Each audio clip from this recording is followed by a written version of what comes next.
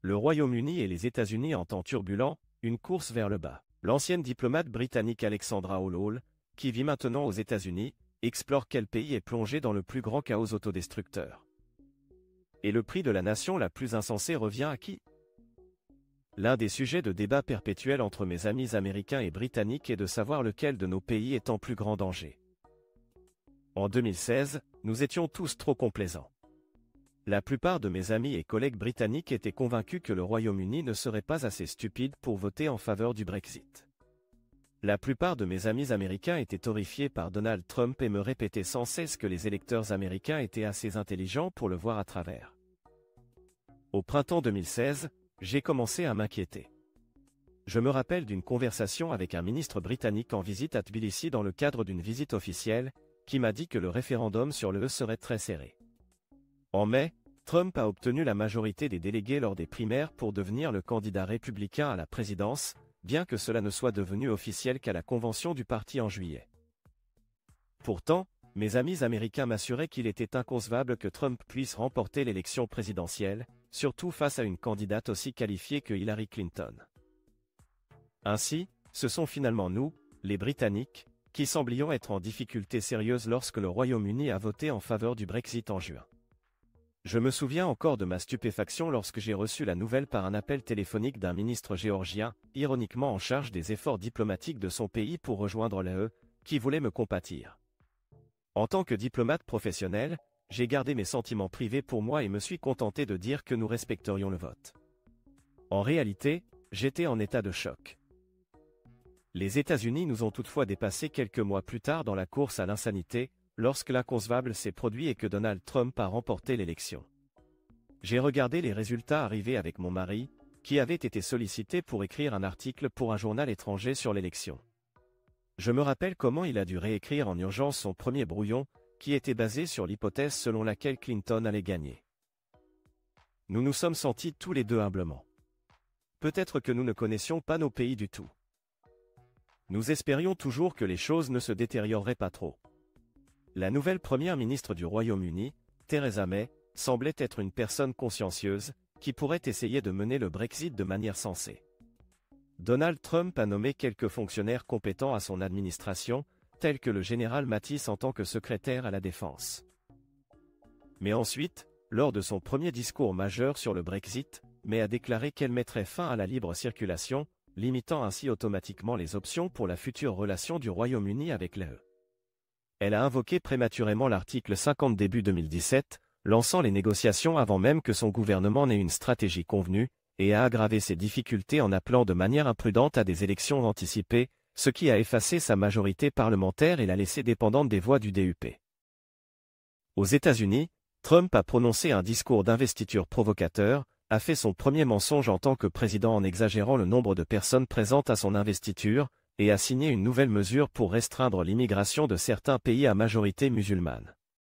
En août 2017, commentant le rassemblement des suprémacistes blancs à Charlottesville, Trump a déclaré qu'il y avait « de très bonnes personnes » des deux côtés.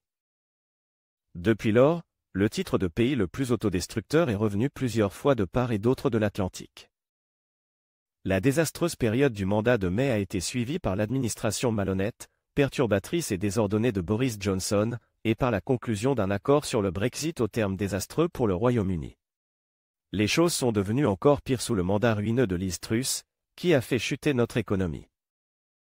Après les premiers espoirs d'une certaine normalité sous Rishi Sunak, justifiés par la conclusion de l'accord-cadre de Windsor, il semble maintenant avoir lui aussi adopté la même rhétorique que ses prédécesseurs, en se courbant devant l'aile la plus extrême de son parti, revenant sur de nombreux engagements en matière de changement climatique, déclarant que les prochaines élections se joueront sur des sujets de guerre culturelle, tels que l'identité de genre, l'immigration et l'environnement. Et suggérant même une disposition à enfreindre le droit international en traitant de la question des migrants arrivant en bateau au Royaume-Uni. Je ne doute absolument pas qu'à l'approche des prochaines élections générales, les conservateurs menacent également de se retirer de la Cour européenne des droits de l'homme de manière irresponsable, pour tenter de rallier le même sentiment de reprendre le contrôle qui leur a valu le vote sur le Brexit, peu importe le coût pour la réputation internationale de la Grande-Bretagne, les relations avec le reste de l'Europe ou les conséquences pour l'accord du Vendredi Saint.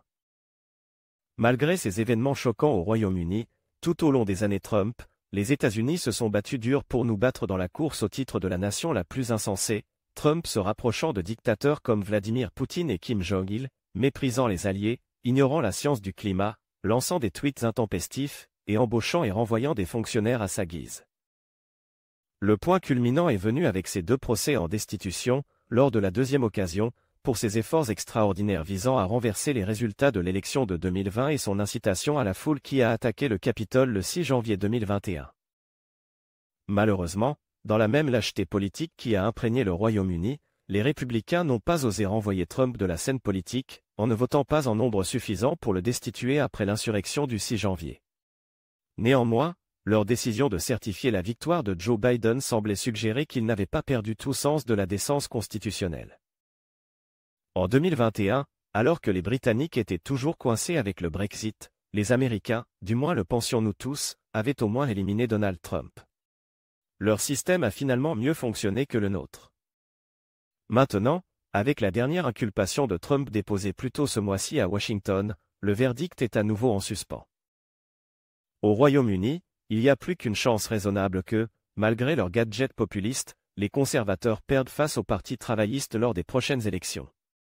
Même si le chef travailliste Keir Starmer exclut également un retour formel dans le E, on s'attend au moins à ce qu'il essaie de rétablir des relations plus stables, de reconstruire la coopération et de rendre à la fonction publique une plus grande décence. Mais aux États-Unis, étonnamment, Trump est de nouveau le favori pour remporter l'investiture républicaine, malgré toutes les affaires contre lui. En effet, plus il fait face à des affaires, plus sa base semble l'adorer, en les utilisant pour prouver un complot de l'establishment visant à le délégitimiser. Bien que le bilan extrême de Trump va décourager les électeurs centristes lors des élections, le probable candidat démocrate, le président Biden, ne peut pas considérer la victoire comme acquise, compte tenu des inquiétudes croissantes du public concernant sa vivacité mentale et sa fragilité physique.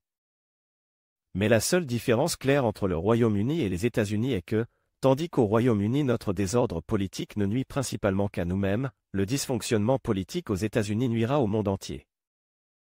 La série de procès intentés contre lui pourrait finalement causer sa chute. Ou Trump pourrait décider de quitter lui-même la course présidentielle. Mais ce n'est pas exagéré de dire que si Trump parvient d'une manière ou d'une autre à revenir au pouvoir, non seulement la démocratie américaine sera en danger, mais elle.